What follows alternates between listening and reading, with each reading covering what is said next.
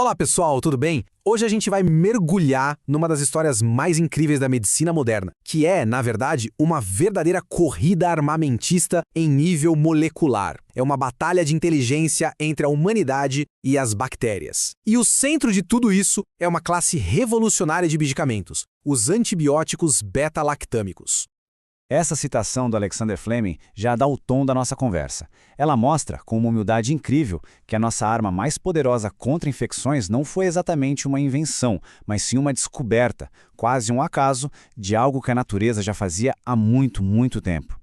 Bom, então vamos para a história. Tudo começa lá em 1928. Imagina a cena. Alexander Fleming volta de férias, entra no laboratório e dá de cara com uma placa de cultura de bactérias toda contaminada com um mofo. A primeira reação seria jogar fora, certo? Mas não.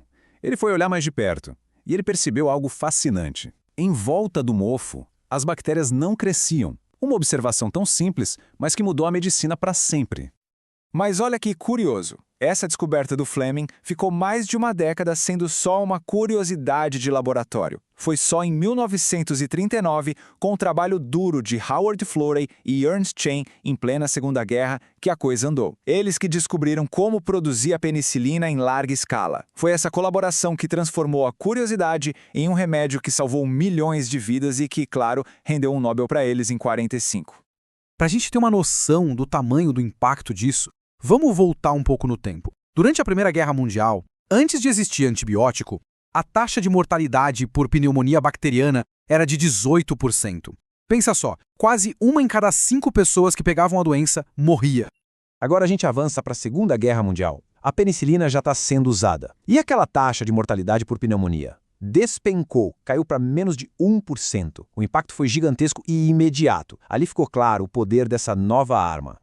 Ok, então, para entender essa batalha, a gente precisa primeiro entender a arma. Como é que a penicilina consegue ser tão eficiente para matar bactérias? Bom, o segredo todo está na sua estrutura química, que é genial, e no alvo que ela escolheu para atacar. O alvo da penicilina é a armadura da bactéria, o tal do peptidoglicano. Pensa numa malha super resistente que envolve a bactéria, mantendo tudo no lugar e protegendo a célula. Sem essa armadura, a bactéria fica totalmente vulnerável. E aqui está a parte mais legal, a elegância do ataque. A penicilina basicamente se disfarça. O anel beta-lactâmico que ela tem consegue imitar um dos tijolos que a bactéria usa para construir sua parede. Com esse disfarce, ela engana as enzimas construtoras da bactéria, as PLPs, e entra no canteiro de obras. Só que em vez de construir, ela se gruda na enzima e não solta mais. É uma sabotagem perfeita. A construção da parede para, a estrutura enfraquece e a bactéria, puff, ela simplesmente explode.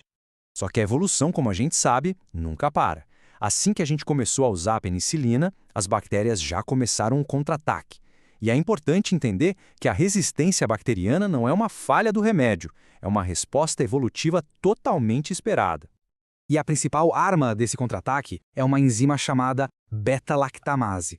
Pensa nela como uma tesoura molecular. A única função dela é achar o anel beta-lactâmico, que é a parte mais importante da penicilina, e simplesmente cortar.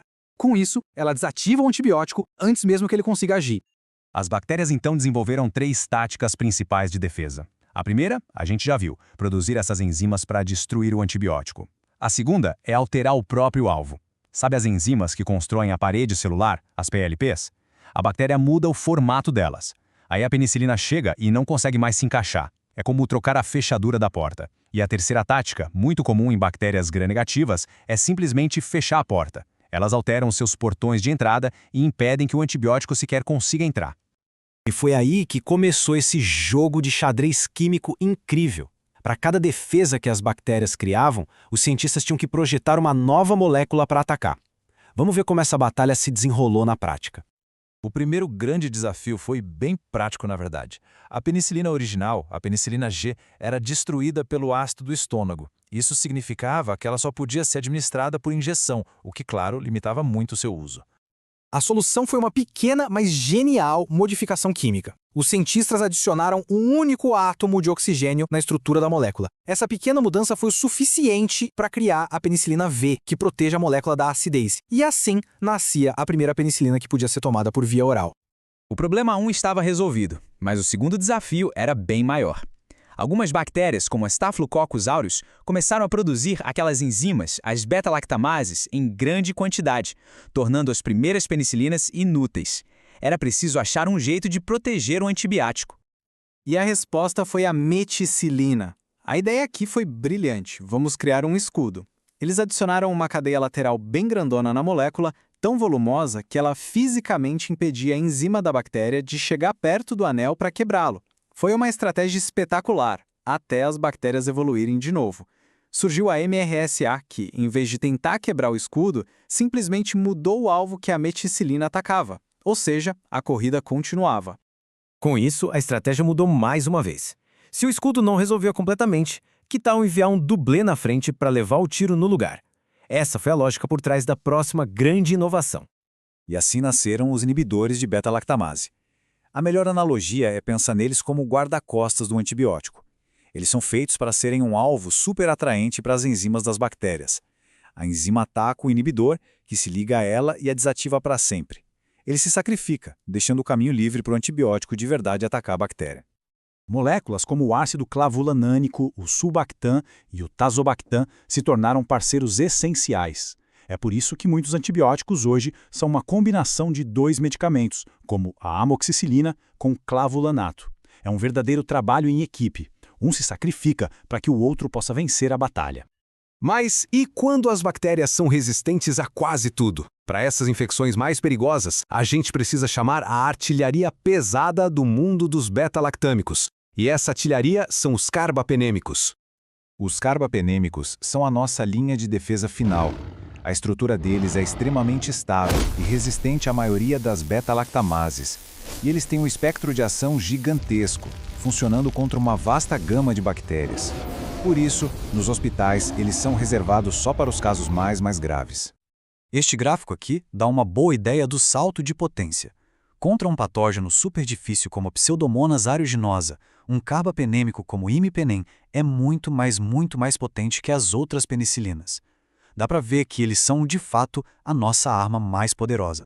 Mas a corrida armamentista, claro, chegou à nossa última linha de defesa. Hoje a gente enfrenta superbactérias que produzem uma nova enzima, a carbapenemase, ou KPC, e como o nome sugere, essas enzimas conseguem destruir até os carbapenêmicos, nos deixando com pouquíssimas opções. Essa é a linha de frente da batalha hoje. E isso tudo nos leva à pergunta final. A gente saiu de uma descoberta acidental em uma placa de Petri e chegou na engenharia de moléculas super complexas para combater superbactérias.